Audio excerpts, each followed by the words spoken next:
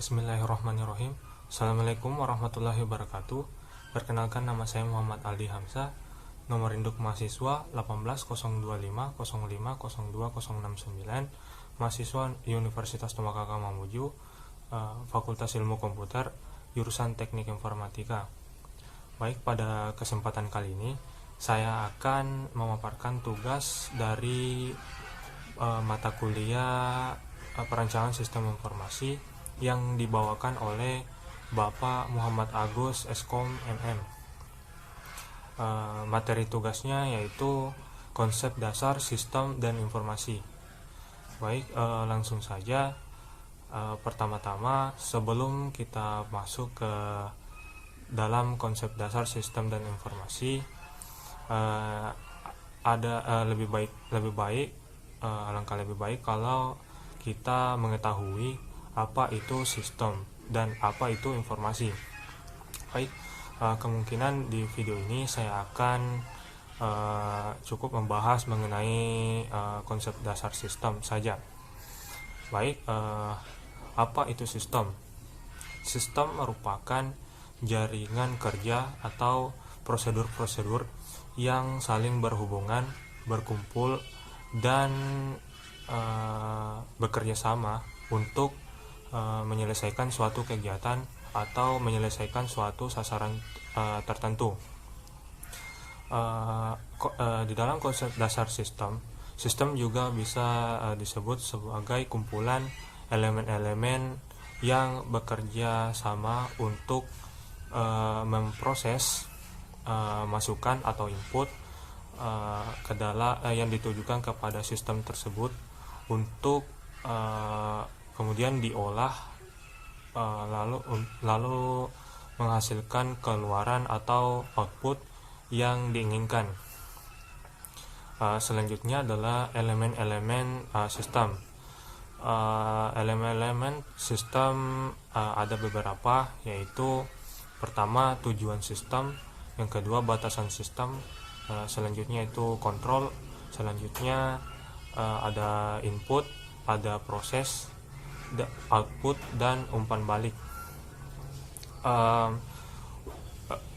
Untuk mempermudah teman-teman mengetahui elemen-elemen sistem, di materi yang sudah di-share itu ada gambar mengenai hubungan antar elemen-elemen sistem. Jadi teman-teman bisa melihat materi yang Bapak Muhammad Agus Eskom MM sudah share. Oke, selanjutnya untuk mempermudah atau lebih memperjelas mengenai elemen sistem, maka saya akan berikan contoh. Contohnya itu adalah sistem komputer yang digunakan untuk menampilkan laporan gaji karyawan pada suatu perusahaan. Dengan contoh tersebut kita bisa menjabarkan elemen-elemen yang sudah saya sebutkan tadi. Pertama itu tujuan sistem. Tujuan sistem di sini berfungsi untuk mengetahui, tujuannya adalah untuk mempermudah dan membantu tugas manusia. Ya, dalam hal ini contohnya untuk mempermudah untuk menampilkan laporan gaji, data gaji para karyawan. Nah, selanjutnya adalah batasan sistem. Batasan sistem di sini adalah kapasitas atau kemampuan dari komputer untuk mengolah data. Contohnya di sini adalah mengolah data dari gaji para karyawan. Semisal data gaji karyawan itu ada ribuan, lalu kemudian komputernya itu speknya masih di bawah atau speknya masih menggunakan komputer jadul atau zaman dahulu, otomatis ribuan data tersebut apabila dimasukkan ke dalam komputer tersebut komputer tersebut akan lemot atau lambat dalam mengolah ribuan data tersebut karena speknya masih di bawah. Nah, itu itulah yang disebut batasan sistem. Batasan sistem juga bisa disebut ketika pekerja yang ada di perusahaan tersebut tidak tahu bagaimana cara mengoperasikan komputer tersebut. Nah, itu juga bisa disebut batasan sistem. Selanjutnya yaitu kontrol. Nah, kontrol di sini apabila kita menggunakan komputer untuk mengolah data gaji karyawan, kontrolnya di sini adalah yaitu prosesor yang kita gunakan di dalam komputer.